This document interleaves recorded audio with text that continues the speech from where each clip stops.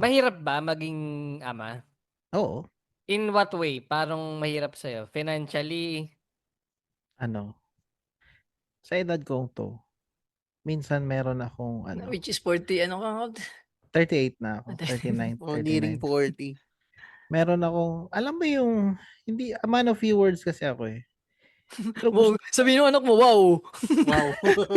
Hindi kasi alam mo yung gusto kong yung mangaral sa kanya na alam mo yung, alam mo yung tagos talaga na pero parang kinukulang ako sa vocabulary, sa salita para maihatid sa Hanggang kanya na kasing bisawol. Hindi ako sorry, alam mo sorry. yun?